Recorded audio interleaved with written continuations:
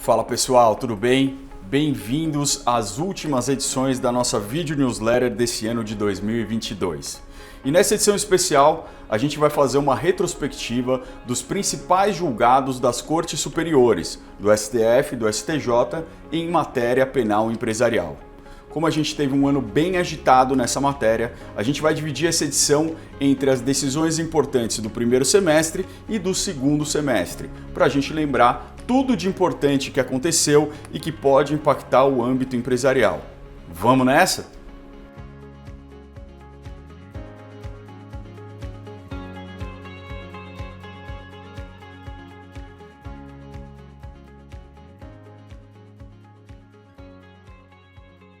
O STF fixou critérios mais rígidos para a decretação da prisão temporária no julgamento das ações diretas de inconstitucionalidade número 4109 e 3360, propostas por dois partidos políticos diferentes.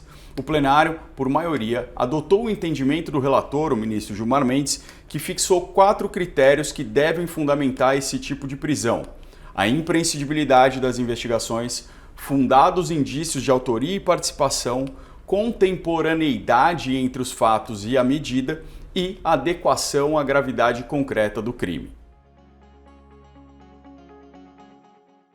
No julgamento da ação penal originária 989, o STJ afirmou o entendimento de que atos cometidos para ocultar bens, ativos ou valores oriundos de crime cometido pelo próprio acusado configuram crime autônomo de lavagem de dinheiro.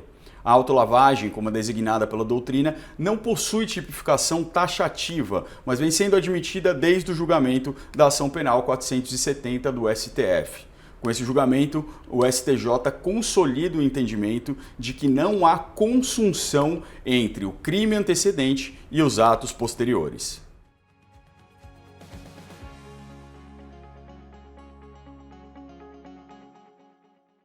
O STF julgou a ADI 4980, proposta pela PGR, na qual se pedia que a representação fiscal para fins penais pudesse ser enviada ao Ministério Público antes da finalização definitiva do procedimento administrativo tributário.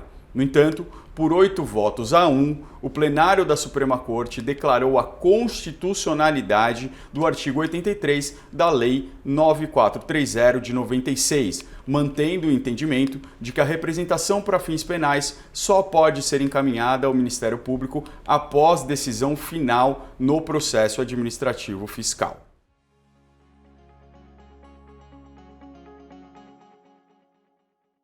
No julgamento do RE 625263, o STF entendeu não haver um limite quantitativo para a renovação de decisões que autorizam a interceptação telefônica. A decisão foi aprovada em sede de repercussão geral e firmou o entendimento de que as renovações sucessivas são permitidas enquanto se verificarem os requisitos do artigo 2º da Lei 9296 de 96 e desde que demonstrada a necessidade da medida diante dos fatos concretos.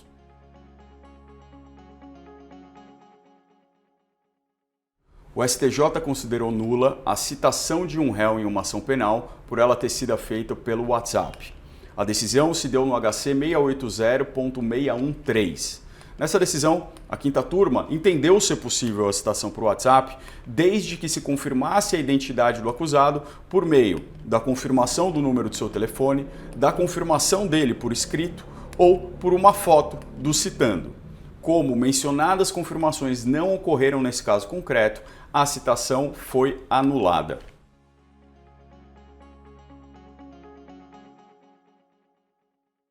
A sexta turma do STJ permitiu o uso do habeas corpus para impugnar o bloqueio de bens por excesso de prazo na tramitação de uma ação penal.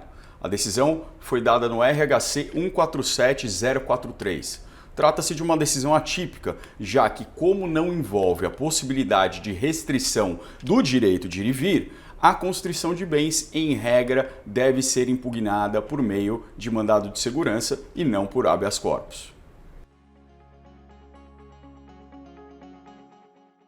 O STF julgou a ADI 6138 do Distrito Federal, fixando nova orientação sobre o foro privilegiado e reconhecendo a competência originária do STF para julgar parlamentares federais no exercício do mandato, ainda que o crime tenha sido cometido em casa federal diversa daquela em que foi consumado o delito.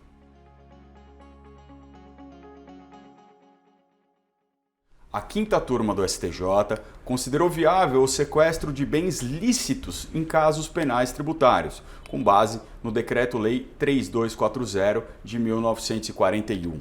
Com esse entendimento, entendeu ser possível a medida de sequestro que, a princípio, se aplica somente a bens, ativos ou valores de origem ilícita, também aos ativos que não tenham qualquer ligação com atividade criminosa. A decisão foi proferida no MS 67164.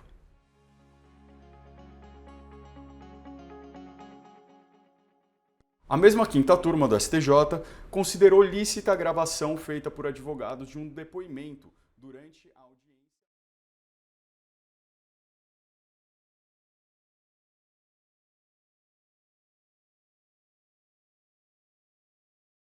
Duas advogadas. Então é isso aí, pessoal. Essa foi a vídeo newsletter especial com as principais decisões do primeiro semestre de 2022. Confira agora a segunda parte da retrospectiva penal empresarial, onde a gente vai destacar as decisões do segundo semestre.